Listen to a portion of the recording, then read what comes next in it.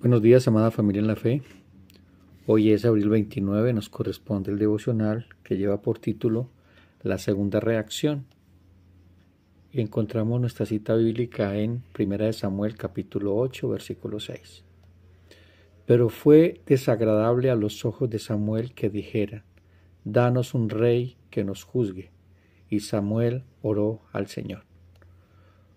¿Cuándo reaccionas cuando algo te desagrada? Es entendible que cuando el pueblo de Israel pidió un rey, esto desagradara a Samuel. Después de todo, la petición era una ofensa personal hacia él. Samuel había juzgado bien al pueblo, demostrando su gran capacidad de liderazgo. Había predicado arrepentimiento y el pueblo se había arrepentido. Había orado por ellos y los ejércitos filisteos habían quedado derrotados sin que se levantara una sola arma en defensa o en ataque. 1 Samuel 7, 5 al 10. Finalmente, había levantado una piedra como memorial para representar la bondad de Dios a Israel para la posteridad. Versículos 12 al 13. Samuel había hecho su mejor esfuerzo y había sido un buen esfuerzo. Sin embargo, había pasado años ya desde esas victorias. Samuel había envejecido y los jefes de Israel decidieron que era momento para que un cambio.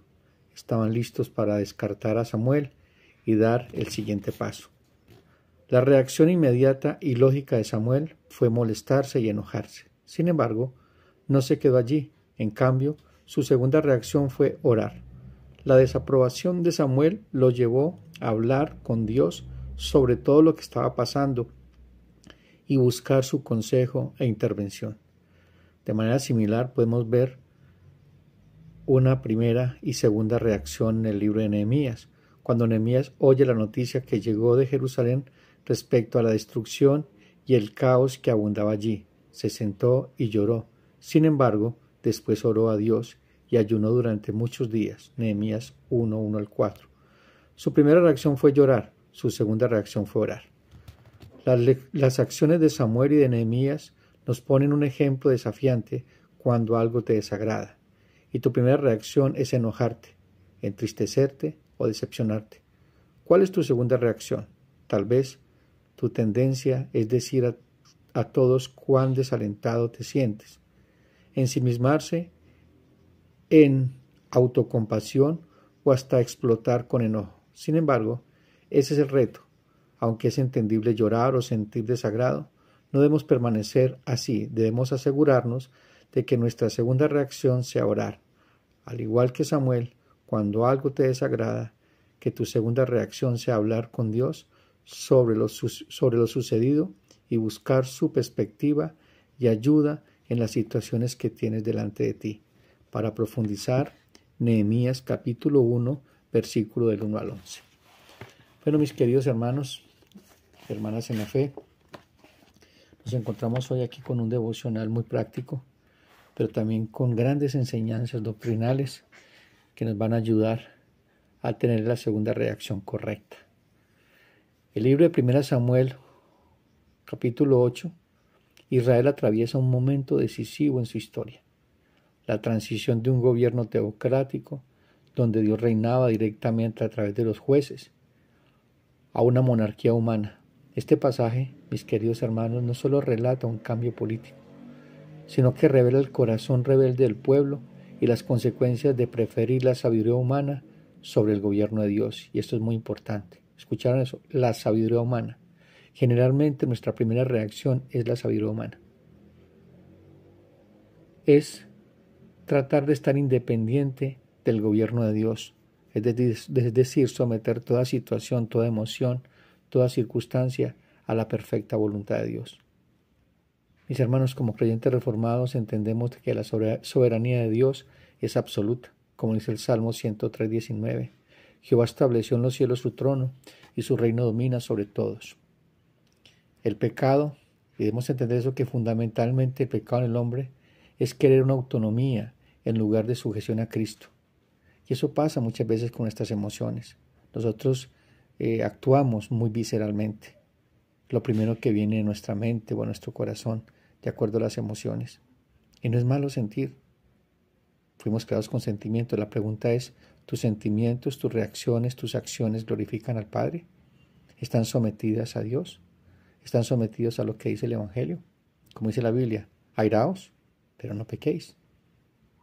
Podemos sentir de pronto un momento de mal genio, sentir de pronto una ira, pero esa ira no puede dominarnos y llevarnos a pensar o actuar o decir cosas que pequen contra Dios y contra el prójimo. Hoy veremos 3 puntos importantes en este tema, específicamente los versículos del capítulo 8, 1 Samuel del 1 al 3. Veamos primero la crisis de liderazgo, luego vamos a ver la demanda pecaminosa del pueblo y luego veremos el diagnóstico divino de una rebelión contra Dios. Veamos entonces la crisis de liderazgo humano. 1 Samuel 8, 1 al 3. Aconteció que habiendo Samuel envejecido, puso a sus hijos por jueces sobre Israel. Y el nombre de su hijo primogénito fue Joel, y el nombre de su segundo era Abías. Eran jueces en Berseba, pero no anduvieron los hijos por los caminos de su padre. Antes se volvieron tras la avaricia, dejándose sobornar y pervirtiendo el derecho. La Biblia nos enseña que Samuel fue un juez fiel, y así lo determinó la Escritura. No cometió pecado contra Dios, pero su única falla fue delegar la autoridad a sus hijos, quienes corrompieron el cargo. Esa fue una situación compleja con respecto a Samuel, su liderazgo. Obviamente que no somos culpables, no somos responsables de los actos de nuestros hijos, pero sí somos responsables de estorbar su pecado, si estando en casa. Y es fundamental eso, mis amados hermanos, que tengamos eso en mente, y que nuestros hijos son como flechas en la aljaba de un guerrero, que donde apuntamos allí va a ser al blanco. Cada uno será responsable de sus acciones, pero también somos responsables de enseñarles el temor a Dios. Aún los mejores líderes, mis hermanos, son pecadores. La solución no es confiar en hombres, sino en Dios. Y eso nos muestra parte de estos versículos. Como dice Salmo 118, del 8 al 9, es mejor confiar en Jehová que confiar en el hombre. Mejor es confiar en Jehová que confiar en príncipes. Hermanos, vemos una crisis de liderazgo en este momento dentro de la iglesia y a nivel mundial. Hermanos, no debemos desesperar ni buscar soluciones humanas o humanistas frente a las circunstancias que vivimos, sino aferrarnos a Cristo con todas nuestras fuerzas y llevar nuestras emociones, nuestros sentimientos, nuestras acciones y decisiones conforme a la voluntad del Padre. Como dice la Escritura, someteos a Dios, resistir al diablo y él huirá de vosotros. Segundo punto, la demanda pecaminosa del pueblo. ¿Qué quería el pueblo? Danos un rey que nos juzgue, como tienen todas las naciones. Hermanos, el problema no era pedir un rey, porque Dios así lo había permitido. Si leemos la Escritura en Deuteronomio capítulo 17, 14 al 15 dice, cuando hayas entrado en la tierra que Jehová tu Dios te da, y tomes posesión de ella y habites y digas, pondré un rey sobre mí, como todas las naciones que están en mis alrededores, ciertamente pondrás por rey sobre ti al que Jehová tu Dios escogiere. Entre tus hermanos pondrás rey sobre ti. No podrás poner sobre ti a hombre extranjero que no sea como tu hermano. Es decir, era lícito. Pero ¿cuál era el problema? El corazón de la petición. Era algo legal que se estaba haciendo de una manera ilegal. Y muchas veces nos pasa eso con una segunda reacción. Defendemos algo legal de una manera ilegal. Como dice la palabra del Señor, en la ira del hombre no opera la justicia de Dios. Muchas veces defendemos cosas legales de una manera ilegal. ¿Qué dice el Señor? Encomendemos nuestra causa a aquel que juzga justamente. Ellos querían ser como las demás naciones. Rechazaron su identidad como pueblo santo. Éxodo 19, 5 al 6 nos dice, ahora pues, si eres oído a mi voz y guardares mi pacto, vosotros seréis mi especial tesoro sobre todos los pueblos, porque mía es toda la tierra, y vosotros me seréis un reino de sacerdotes y gente santa. Estas son las palabras que dirás a los hijos de Israel. Ellos querían ser como las demás naciones. Te hago una pregunta. en tus decisiones, acciones y reacciones, ¿quieres ser como la gente del mundo? ¿Quieres actuar como actúas cuando antes de ser creyente y caminar con el Señor? ¿Pagar mal por mal, bien por bien? O como dice la Escritura, ora por tus enemigos. Bendice a tus enemigos. Dale de comer a tus enemigos. Ellos, el pueblo de Israel, desconfiaban en la providencia de Dios. Prefirieron la seguridad visible, un ejército, un rey, en lugar de depender de Dios. Y a veces nos pasa eso. Preferimos buscar nuestra propia justicia, nuestra propia sabiduría, en vez de depender de nuestro santo y buen Dios, que todo lo sabe, que todo lo puede, que es justo, perfecto, es sabio, es bondadoso. Mira lo que dice 1 Samuel 8, 19 al 20. Pero el pueblo no quiso oír la voz de Samuel y dijo, no, sino que habrá rey sobre nosotros. Y nosotros seremos también como todas las naciones, y nuestro rey nos gobernará, y saldrá delante de nosotros y hará nuestras guerras. Hermanos, la idolatría no es solo un ídolo de madera, sino todo lo que ponemos en lugar de Dios: dinero, gobiernos, tecnología, emociones, sentimientos, deseos. ¿Qué tenemos que hacer cuando tenemos que tomar una decisión? Someter todo a Dios. Someter todo absolutamente a Dios. Veamos el tercer punto, el diagnóstico divino, una rebelión contra Dios. Dice el Señor, le dice a Samuel cuando terminó de orar, la respuesta de Dios fue, no te han desechado a ti, sino que me han desechado, para que no reines sobre ellos. Dios revela el pecado oculto. No era un simple cambio político, era una apostasía. Ellos no querían depender de Dios y que un rey los gobernara y que un rey los oprimiera. Prefirieron eso a tener la libertad que tenían en Dios, la confianza, la dependencia, pero sobre todo la presencia de Dios como rey en sus vidas. ¿Qué estaban haciendo ellos? Repitiendo el patrón de sus padres. Mira lo que dice Éxodo 32:1, cuando está Moisés en el monte Sinaí, que va por las tablas para establecer el pacto de la ley. Viendo el pueblo que Moisés tardaba en descansar del monte, viendo el pueblo que Moisés tardaba en descender del monte, se acercaron entonces a Aarón y le dijeron, levántate, haznos dioses que vayan delante de nosotros, porque a este Moisés, el varón que nos sacó de la tierra de Egipto, no sabemos qué le haya acontecido. ¿Qué hicieron ellos? Que le hicieran dioses, esos dioses que ellos tenían cuando estaban en Egipto. Esos dioses no han salido de su corazón, estaban allí y estaban tomando decisiones de acuerdo a lo que los controlaba. Porque un ídolo es el que controla, te domina, te esclaviza. ¿Qué ídolo está controlando tus emociones? Odio, resentimiento, amargura.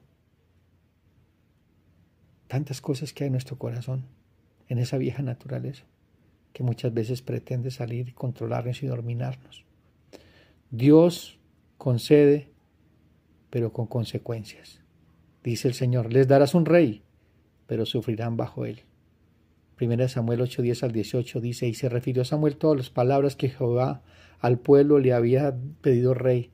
Dijo pues, así hará el rey que reinará sobre vosotros, tomará de vuestros hijos, y los pondrá en sus carros y en su gente de a caballo, para que corran delante de su carro, y nombrará para sí jefes de miles y de jefes de cincuentenas.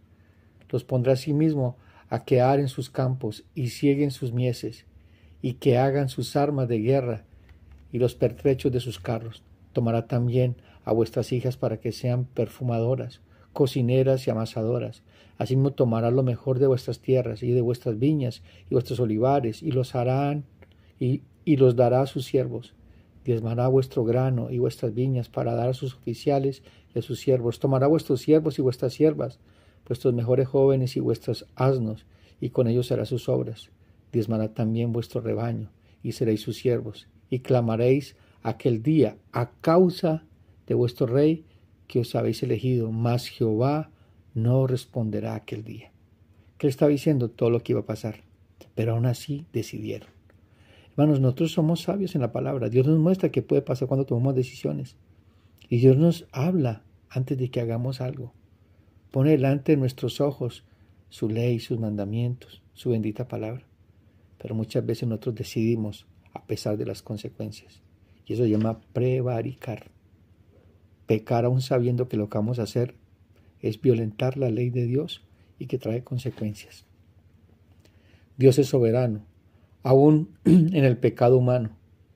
Su juicio es pedagógico, les enseña que ningún rey humano satisface. Y aún así ellos no aprendieron. Hermano, Cristo es rey que Israel necesitaba y que nosotros tenemos y que regresará y que está reinando nosotros en nuestro corazón por medio de su gracia y su bendito Espíritu Santo. Israel buscó un rey como los gentiles. Dios les dio a David un hombre conforme a su corazón en 1 Samuel 13:14. Pero solo Cristo puede cumplir el anhelo de un reino perfecto. Él gobierna con justicia, Isaías 9:7. Su yugo es fácil, Mateo 11:28-30. Él es el verdadero Rey, el mediador entre nosotros y Dios. Hermanos, ¿qué aplicación tenemos para el día de hoy? Examinemos nuestras rebeliones. ¿En qué áreas has dicho quiero ser como el mundo? Confía en la soberanía de Dios, aun cuando los líderes fallan y siguen reinando. Confía en que Dios está en control de cualquier circunstancia, que Dios es tu justicia y hará justicia. Hermanos, el Señor nos enseña hoy a que realmente entendamos y reconozcamos de que Dios es Dios y que tengamos que pensar en nuestra segunda reacción. ¿Qué va a pasar con lo que vamos a decir? ¿Qué vamos a pasar con lo que vamos a sentir? ¿Qué vamos a pasar con lo que va a ser? Que Dios nos ayude y nos asista en cada momento, en cada situación de nuestra vida. Mis amados hermanos, este fue el devocional del día de hoy. Textos para leer el día de hoy, la Biblia en un año. Hoy nos corresponde Números capítulo 5 al 6 y Apocalipsis capítulo 16. Dios me los bendiga, un fuerte abrazo.